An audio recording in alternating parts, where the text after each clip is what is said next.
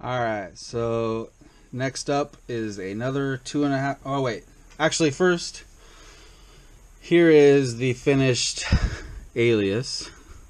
I know it's not called the aeolus. I call it the aeolus. Alright. It's the Atmospheric Adventures aeolus 2.5 inch. But it doesn't fit 2.5 inch. If you look, these are 2.4 inch props. Oh, actually, you know what? It does have a little indentation there. Like right where the prop would go. So, oh man, that would be just too close. I mean, look how close that is. That's like 1 millimeter away. So there's no way 2.5 fits. I actually tried a 2.5 inch and it didn't spin. So I threw these on there, and the back, you got a little bit more room, but that's how it always is with all frames. It's crazy. It's like the back always has more space than the front. But anyway, 2.4 is still fine. I mean, it's like no difference really. This was a tight build for me. I know I said before that it wasn't going to be a tight build, but like I said, it's made to use single ESCs. So if you use single ESCs, then it's definitely not going to be a tight build at all. There's tons of space inside of this pod, but I went with a 4-in-1 because that's all I use now. And I also put a capacitor in there. It's a what is it, a 16 volt 630 UF, is that what it is? UF? Yeah. And it's not huge, but it's up front there, and I just had it dangling there along with the buzzer. So I got the buzzer and the cap up front there. Actually, I had to move the buzzer down, so the buzzer's down here on the bottom now, because I couldn't tilt the camera at all because it was wedged up in there. Because with a pod like this, it's like you got to just set it down on top, you know, and screw it down, and you don't have, once it's down, you can't do anything inside the pod, you know. So you got to kind of just place things where you want them to kind of be, and then just put the pod on. So I got underneath here, you know, I got the cap, the buzzer, the VTX03, and the Spectrum satellite. And you can see it fits, but I had to push down on it, you know, to get these screws down tight. And it wasn't, I didn't have to like cram on it and squeeze as hard as I could, but you know, there's no other room in there. And now I can't get to the button for the VTX03, so unless I take the pod off. So lucky for me, I don't need to change the channel because I don't fly with a bunch of people or anything. So it's already set to 200 milliwatts, and it's on band F channel 1, which is what I use, so I don't need to mess with it again, so it's fine. I was thinking about cutting a little square out up here, but changed my mind because it's so pretty. I don't want to ruin it. But yeah, here it is, all done. You got the USB you can get to. It turned out pretty nice. There was barely enough room to be able to use this mesh.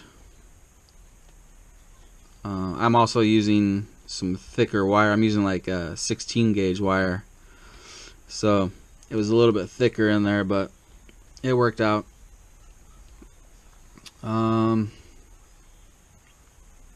Yeah, that's about it for this one. So I'll show you a little hover real quick.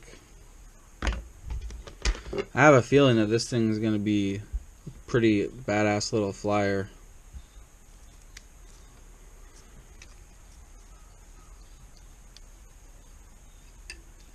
Come on.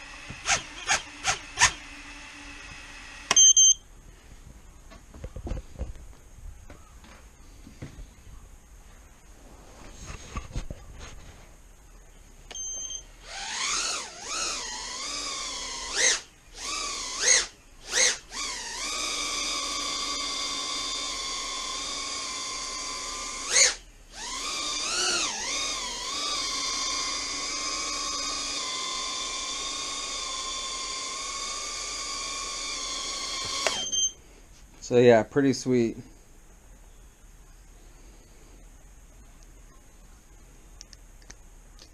It's got a shitload of power. So next up, so this one's done. I'm done with this one.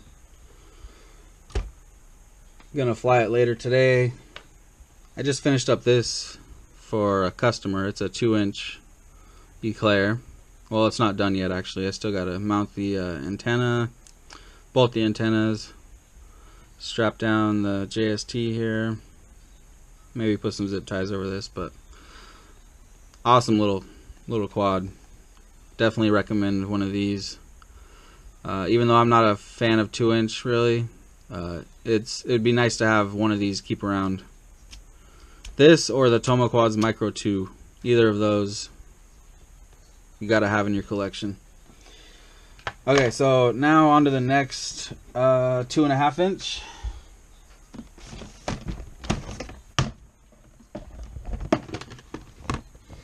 This is the Rotorious FPV cb122.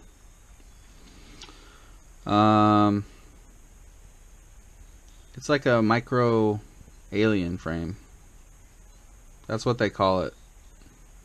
Rotorious, I don't know a lot about them. I know that they were based in the UK. I think that guy Jack Seymour was the one that started it. I'm not 100% sure, but I know he has something to do with it.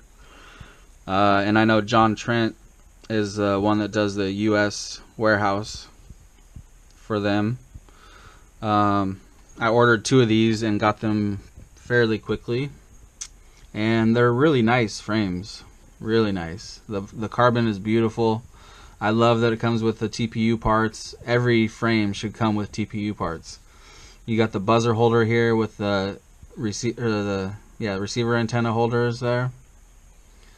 You got the arm protectors, which in the pictures online, if you look at the pictures of this, they show it with the arm protectors like this, which some people might like to do, but I want it the other way. I guess that would help with motor vibrations, but you know, you don't have to put vibration dampeners for the motors on every quad, you know. I mean, you basically only have to do vibration dampening if you're using like some F4 or F7 or something that doesn't have an MPU 6000, pretty much. So you can see, I think these are 20mm standoffs. They could be a tiny bit longer than that. I didn't actually check. I know you guys want to know how much space you get. Yeah, it is 20. Crazy. That's crazy that that camera fit in there like that with 20mm standoffs. That's pretty awesome. It has the little TPU camera mounts here. They just go over the standoffs and then screw into the camera. This is actually a Runcam Sparrow. So I'm thinking with a regular Swift Micro or a Aero Micro, you're not even going to be able to get that much camera angle. So right now I got like 25 degrees, which is perfectly fine for me. But once again, on another frame, the freaking camera plug is in the way of the stack. So this one also has M2 holes as well as M3. I got it in the M3 right now. The M2 ones are forward a little bit, you can see. So if you were to use the M2, then you wouldn't even you'd get even less room. So it would pretty much have to go straight up and down, or, and this is what this is actually made for, just like on the aeolus, you use single ESCs, and then all you have is a flight controller in here, and then you can get all the tilt you want. So this is only if you're using a 4-in-1, you run into this issue. So, but it's not an issue for me. Oh, hey, I just noticed that I'll be able to see the screen through the top there. Cool. So I got, of course, the Lumineer 12 amp 4-in-1, Omnibus Nano F3 V2, Runcam Sparrow, and this one is getting the Emax 1106s. I do have the Sunny Sky 1106 6500s coming, but I'm not going to wait for them for this. I do have another one, so those Sunny Skies will go on this one. It'll actually turn out pretty good because I'll be using, the motors are blue with green props and green TPU. It'll look pretty sweet, blue and green, because it's got blue standoffs, so that'll be pretty sweet. It is 122 millimeters motor to motor. It's 2.5 millimeters thick.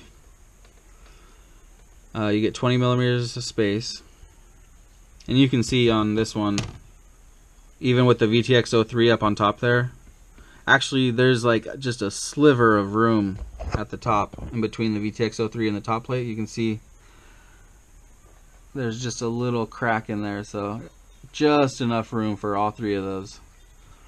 And then the receiver, you know, there's plenty of room back here. That's why this is a little bit different than, say, the Air Arsenal Marvin, because the Marvin has these giant holes, 3 giant holes, you know, so you can't put anything right here like a receiver.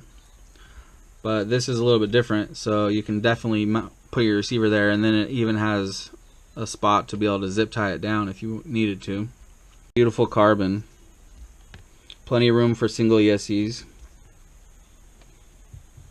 Yeah, so motors will come later. I'm using the Emax 1106 6000 kV on this one, so I'll be flying this one and this one later today, so stay tuned for some DVR from that. And then next up will be the Atmospheric Adventures Aries 2.5 with the Swift Micro Pod.